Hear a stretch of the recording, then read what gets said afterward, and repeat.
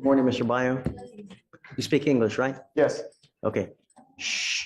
All right, Mr. Bio, you're charged initially as of, it looks like November 7th, you picked up an assault of a family member. I see now that you've picked up a new case. As of November 30th, you've picked up a violation of a bond condition or protective order. I don't know which it is. All I know is that you picked up a violation case. You're facing now another year in jail and or a $4,000 fine. I haven't done probable cause, so we're going to do that. You have the right to remain silent. Anything you say can or will be used against you. You have the right to have an attorney present if you cannot afford one. Sir. Officers were dispatched to a residence in Harris County, Texas in response to a disturbance. The complainant stated that he was locked out of his residence by his ex-wife's new boyfriend. The complainant went to the residence because his ex-wife had called them and stated that she was going to work. When the complainant asked who would be watching their children, the ex-wife said a friend. Complainant then heard defendant's voice in the background and went over to the apartment. Complaining witness is the same complainant. You said he heard whose voice? The complainant heard the defendant's voice in the background. I think that the complainant believed that the defendant would be watching his and his ex-wife's children, and that's why he went over to the apartment. Complainant is the same complainant from a pending AFM, and the apartment address where the defendant was staying is listed on a signed order of protection. How bad of an assault were we talking in the original case? What happened is I think it was punching in the face with a closed fist. once, twice, thrice? 2 to 3 times, it looks like, Judge. Okay. And I can give some excellent background on that I think they're also still working through. On the assault case, we issued a protective order, I would imagine. Yes, and I've got a copy of that, Judge, if you need And to see. we ordered him, did we order him not to have contact with this person? Yes, but that's not the basis of the new charge. And so if we delve into the state's filed information, which is also the basis of the allegation he violated, well, imagine you're hearing both kind of in conjunction, the new charge PC, but also considering the questions of bail with respect to the first charge as well. Of course. What's been alleged in the new information is that Mr. Bio went to the residence of the CW, Mr. McWilliams. As of the date when we first appeared in court, the representation was made by both Mr. McWilliams, and then today the representation was made by the ex-wife of Mr. McWilliams, who is the dating partner of Mr. Bio. So he is dating this gentleman's ex-wife. But she has confirmed to both of us that McWilliams has moved out of that residence as of the date of the first alleged assault. And McWilliams has told them that.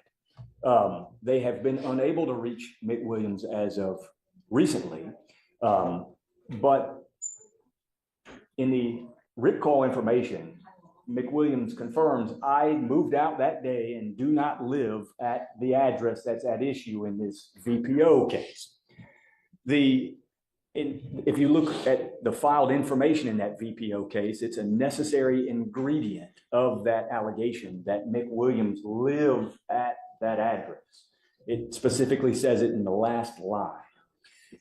You're saying in the protective order? Yes, Judge. Oh, no, not the protective order. In the violation of protective order case, if you look at the state's filed information in that case, you will see the last line is, to wit, he was at the complainant's residence, but Mr. McWilliams doesn't actually live there. He moved out. Actually, was not on the lease. You're still not supposed to have contact with this person. Well, he's not. He didn't have contact with him. What happens is he's at a place that is not McWilliams' address, and then McWilliams, angry that he's there, still wanting to control his ex-wife, comes over there and busts the windows. And so that is What's the window of his ex-wife's house where Mr. Bio. What's the ex-wife's name? Shannon. Okay, so And we both spoke to Shannon a few minutes ago. and Shannon has how many kids with Mr. Bio? Or do they have kids or no? So whose kids are they? McWilliams? Williams and Shannon's children. Okay. I think there's 2. And so what's alleged in the newly filed charging document is that Mr. Bio went to the residence of McWilliams. which there's no PC to believe that. He did not go to the residence of McWilliams. He went to Shannon's residence. McWilliams does not live there, stopped living there, and the state can't meet the information. And so there's no PC on my argument, Judge, is that there's no PC that the state or the officer. So in our case, in the assault case, the protective order says that he's not supposed to go to this Spring Cypress, the apartment in Spring Cypress, right? Well, contemplating that that's McWilliams' address. Is that his address? Yes or no?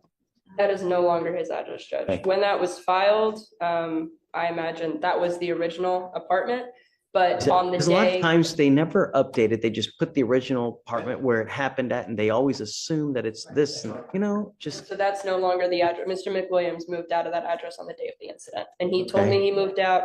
I believe that Shannon is the only name on the lease. For the violation case, where is he alleged to have gone to? He went to the address that's listed in the original MOA. So he went to the Spring. Spring Cypress. Right. That's right. Okay, And but what he's saying is that this person no longer lives there.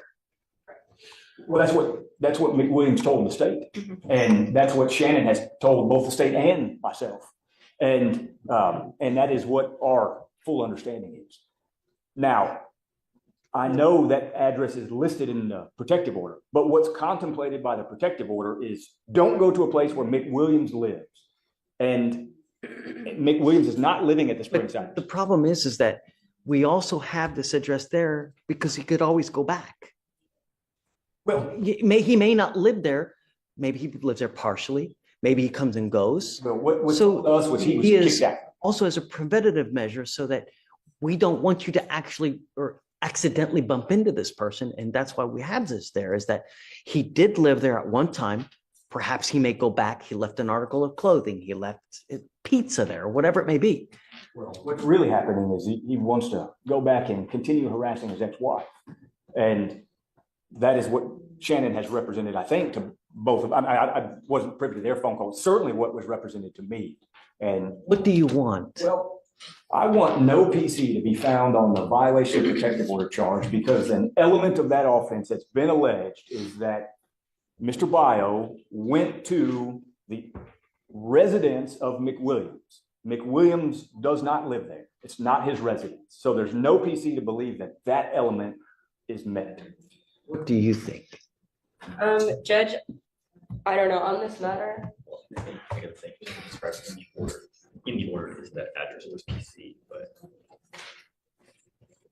the actual location. I will say, Judge, in the charging instrument, the defendant it does say, he's not allowed to intentionally or knowingly go to a place specifically described in the order. The address in the order, that's where he was staying. But in terms of The address in the order, who was staying the defendant was staying at the address in the order. in this In the protective original order? MOA, Spring Cypress. Okay. The defendant was staying there. But I will say in terms of PC, I'm going to defer to the court on this matter. And may I just read that little blurb of the information that I think is important for the court to hear? May I take a cheat and steal y'all's computer? Go ahead. So, Do we still have a problem with him trying to communicate, though? With no, the- he didn't want to have any communication. This gentleman comes over to the place and starts busting the windows. I will say the complainant came to the place where the defendant was staying. Like he initiated the contact in the situation. And what's alleged is, and it's the last clause, maybe two clauses, it says a place specifically described in the order, to wit, the residence of a protected individual, namely Mark, and it should say Mick Williams, but it says Mark Williams. So it's in order to meet this charging document, it would have to be that gentleman's residence, and he does not reside there, as by his own representation to the state. And so I'd ask that, and I know it's a very unique situation. How do we go forward, though? If I find no PC, how do we go forward? No. Well, goes back out on bond while we prepare our defense to the initial charge of assault, which I think they've seen quite a bit by way of background about Mr. But how McWilliams. do we know that this isn't going to happen again? Well, I will say, I'm not sure where Mr. Byer will be staying if he were to get out on bond, but the witness, Shannon, she is no longer living in her apartment as of tomorrow. So that address will no longer, it won't even belong to any of them as of tomorrow. Do we do a no contact with both? I don't know if we would do no contact with the witness, with Shannon, but I would ask no contact with Mr. McWilliams. and You are Sorry. now in a relationship with Shannon, right? that's right, Judge. Just listen. But yes, So I've instructed him, just let me answer for him, Judge. But he is in a relationship with Shannon. That's right. And he moved here from Hawaii to be with Shannon, and the ex-husband takes issue with it. And the ex-husband has a very violent history with Shannon. And so long-term, we think there'll be issues with case one even. But I understand that that's not really we're not there yet. I think the question is what to do if he is out. I do think, obviously, no contact whatsoever in any form, shape at all with Mr. McWilliams is appropriate. And that is what existed. Unfortunately, the state can't even reach McWilliams because he doesn't have a phone number that is even good. have you run an NCIC check on this McWilliams guy?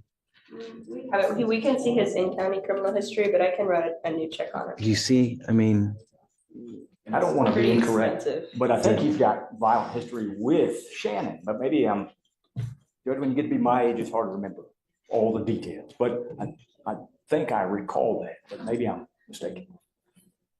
I don't want to represent something inaccurate. you have inherited a dangerous situation.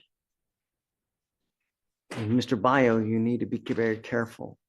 You know, if you are in a relationship with someone and they have another person that's in their life that's like this, you could be the bearer of bad times. So you need to be very careful. You're in a very volatile situation.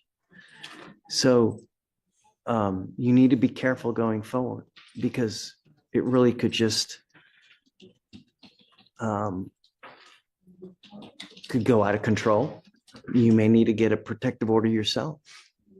You know, it's very possible that you may need to get a protective order. So just be careful. You're in good hands.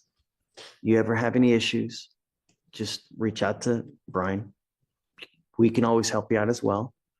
I'll find no PC on the violation of a protective order, but just be careful because there are a lot of vindictive people in this life that will they'll try to make your life a living hell.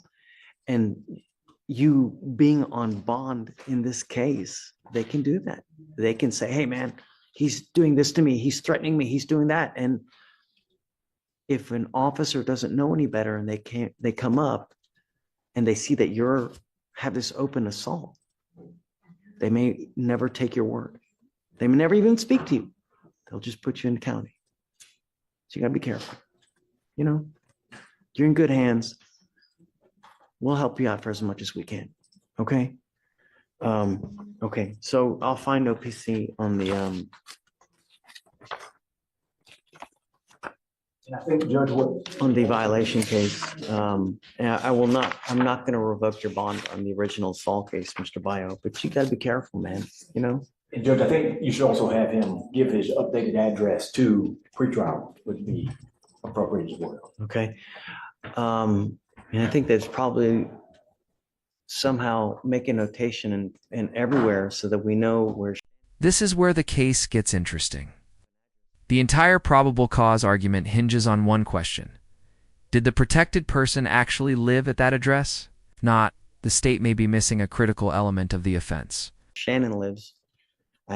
You don't have an address for, McWilliams, so I don't know how we're going to handle Well, that. I think the protective order does say any address where McWilliams does reside. So whether or not, I guess that'd be a notice question. But we know not to go anywhere where he lives. I think the issue is whether this other person's gonna now be, you know, You do understand all that? do you have any questions? Just be careful. Life's too short to live either in a 6x9 box or be 6 feet under because you got other people that have just, just be careful. All right. Thank you, Judge. Good luck. Good luck, Mr. Bio.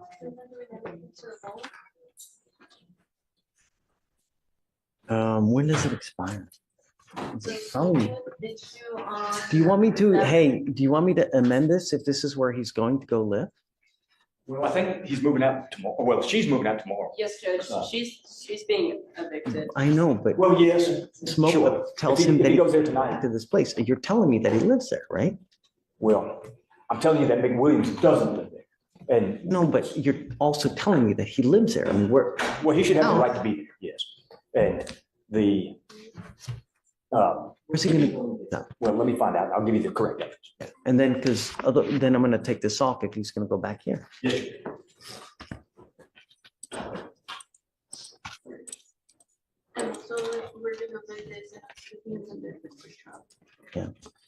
So beware that if I'm amending this, like if he tells me he's gonna go back to the Spring Cypress, you guys need to amend it too, okay? I think his conditions are with the state actually for that.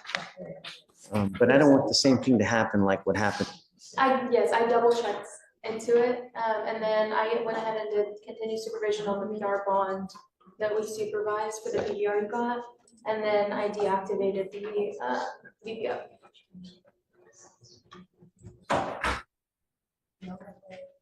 Okay. Judge, he's gonna stay with a friend tonight and not go back to that address. And so we can leave that address. He's not going there tonight. He's gonna get out and he doesn't know the address because he doesn't have access to the phone right now. And he's gonna send me the address and I will give it to the court in the morning. Yeah, The just correct give it to us and then we can figure out and I'll go forward. Yes. Yeah. Okay, great. All Thank you. right, guys, we're done. Thank you, Judge. Thanks. Good job today, guys. Good job. Like always. Like always. No. It goes to like, Oh, okay. I'll just Yeah. make whatever then I'll do. like to cook. Yes, I'm a very good baker Really? and a good chef. I like to cook too. Oh, very nice. Love to cook.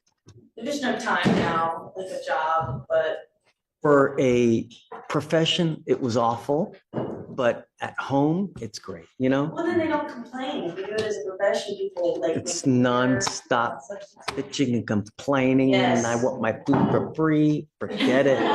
No. Ugh.